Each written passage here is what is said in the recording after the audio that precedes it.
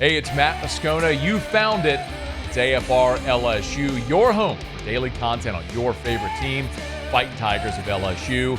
And we're proud to be presented by BetUS, where this football season, get a 150% bonus on your first deposit and a 125% bonus on your next two deposits up to $2,000. Be sure to use the promo code YouTube150. Now, enjoy the video.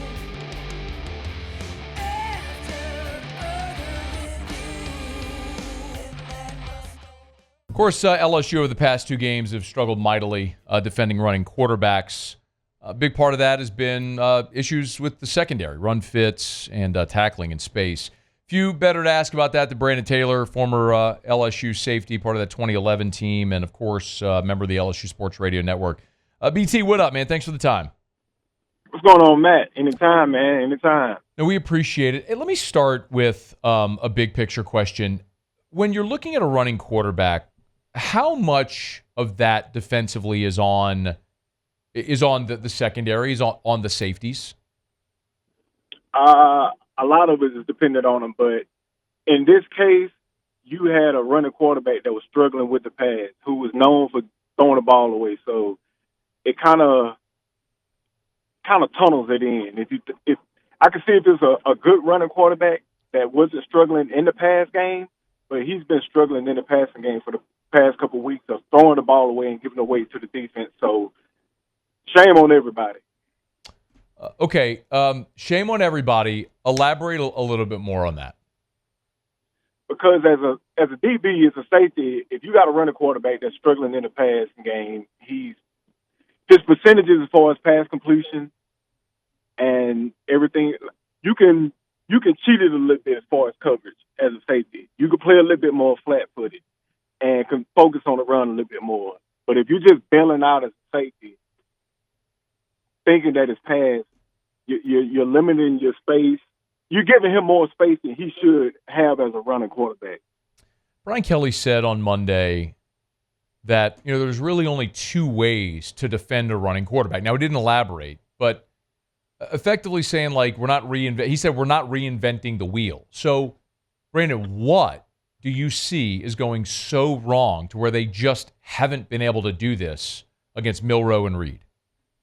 Well, obviously the wheel ain't working. If you're getting beat by a running quarterback 3 weeks prior, and then a bye week, and then you have a week to prepare for that, and then the week of the game the following week, you get beat by another running quarterback. And then you would instead have three more running quarterbacks that are capable of running the ball the last 3 weeks of the season. So it's kind of contradicting that statement. So I'm going to kind of bite my tongue on that because I don't want to say what I really want to say about that. That's kind of cheating everybody and taking the easy way out. We'll get right back to the video. Told you the wild scenario about how LSU could actually get to Atlanta as part of a 6-team tiebreaker. It's not that unlikely. So can't win the SEC championship if you don't get there.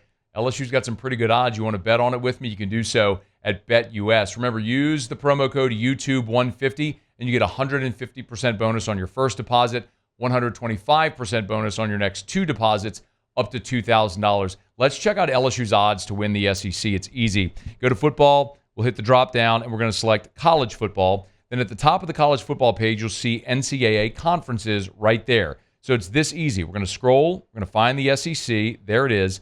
LSU's odds are plus 2,500. Now, again, may feel like a long shot, but if LSU wins their next three games, Georgia beats Tennessee, Arkansas beats Missouri, LSU at 6-2 is in Atlanta, possibly playing Texas A&M in a rematch. I'll take plus 2,500 on those odds for a swing. So let's come over here and find out how much we're going to bet.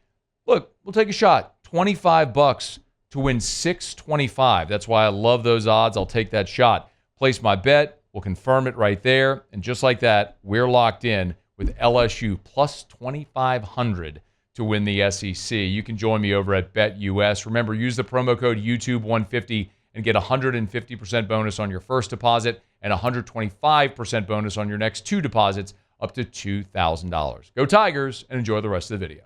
Okay, well, let me ask you then, is what you saw, so you got 2 weeks to prepare for Alabama, you come out and the same thing happens.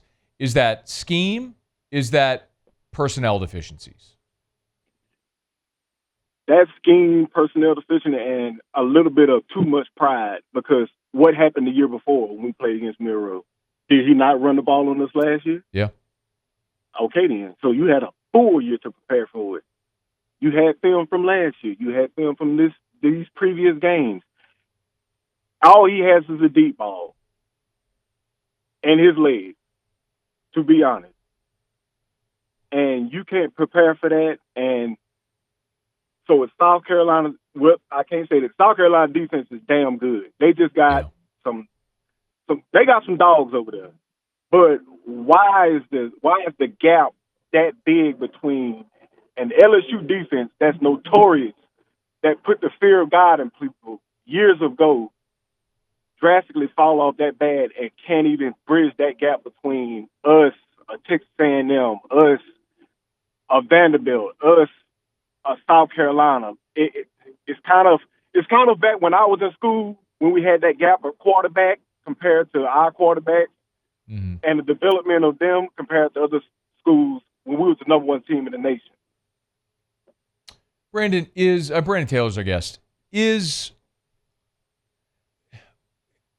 you look at the young guys on this team like Kylan Jackson, Deshaun Spears, Javen Toviano, guys that were playing a lot earlier, and here in the last month, the coaches have gone very heavily on the veteran guys.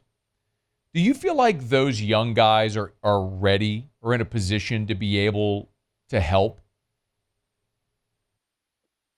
The thing is, if a young player comes into LSU, all the years that you've been following LSU, Matt, all the decades that you've seen LSU ball, if a young player, being a young player at LSU is not an excuse.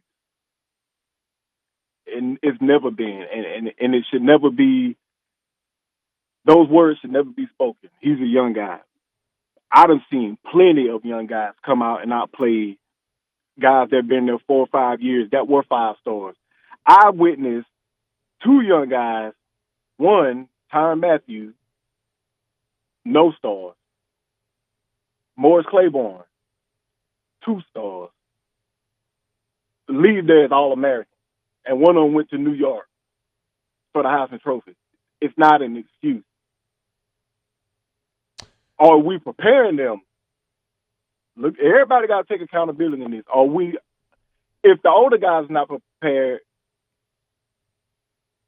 I'm scared to see what the young guys are going to do. So it's like, these guys that's been there 3-4 years under this covenant are not prepared and not playing to a certain standard that's been set long ago. What are the young guys, what do they have to look up to? So it's almost as like, damn if you do, damn if you don't. And what does the future hold? Brandon, when would you say – no, I'm sorry, go ahead. And it's almost as like, okay, we're all prepared and pumped up for these new freshmen to come in and these 5 stars and stuff. Okay, what about the ones that's already there? Are we not able to develop them to be what they're supposed to be? So why would we get our hopes up on the new guys coming in? It's almost like it's too much of a gap, and it's some things that are not being said or done that's not coming to light yet. When did you feel in your career, and you played in every game as a freshman in 2008, but when did you feel comfortable? Like, go ahead. I felt comfortable the day Coach Miles, Coach Chavis, and I'm going to take it back to when I was in 6th grade, when Coach Nick Saban came and sat on our couch and recruited my brother to LSU. When he told him, you have the opportunity to compete, but you are going to redshirt because I have a starting safety already in LaRon Landry, and you're going to sit behind him, you're going to learn.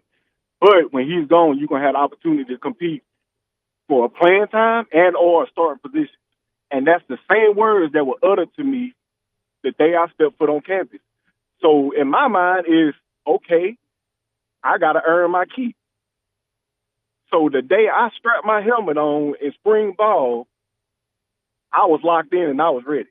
That's just self-awareness. I want to be the man on campus. I didn't come to LSU to ride a bench. I didn't come to cheer on other people, which I cheered for my teammates, but I was on a mission. And the day I moved to safety, yes, I needed a little work, but I put in the work in order to be a better player. And Coach Shavers, he worked with me. He coached me the right way. Him and Coach Coop, Coach BREC Haley, from the D-line to the linebackers to the safeties, I knew every position. I just didn't learn safety. I learned linebacker and I learned DN. So any type of hot blitzes, I knew it all.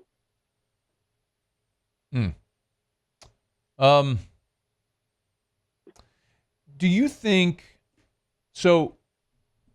In the first month of the season, those young guys played a bunch, right? They were rolling dudes. They played 6 different safeties, BT.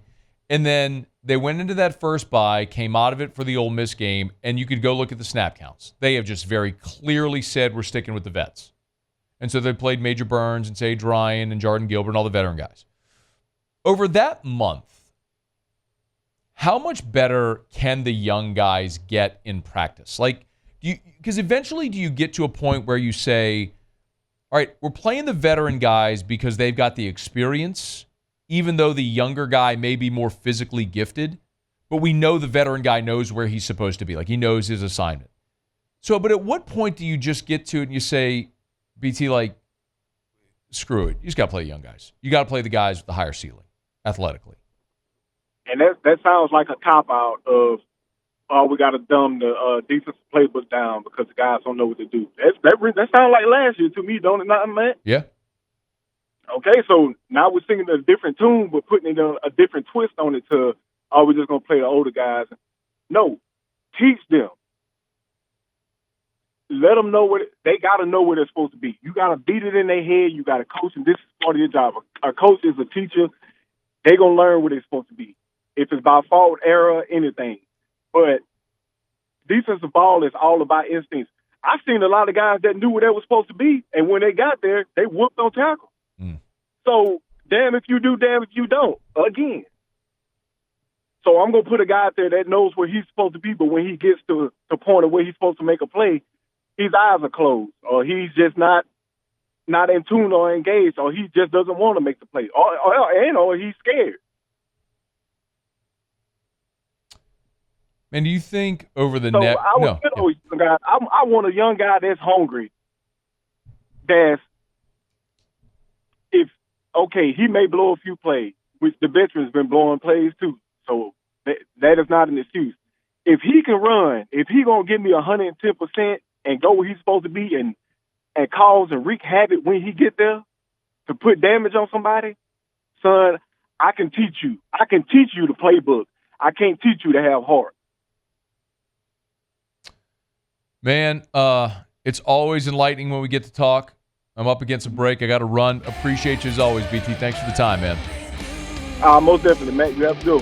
Thanks so much for watching the video. Do us a favor, subscribe to the channel, smash that like button, hit the bell so you're notified when we post a new video, and remember to support BetUS, where right now you can get a 150% bonus on your first deposit and a 125% bonus on your next 2 deposits up to $2,000. Be sure to use that promo code YouTube150.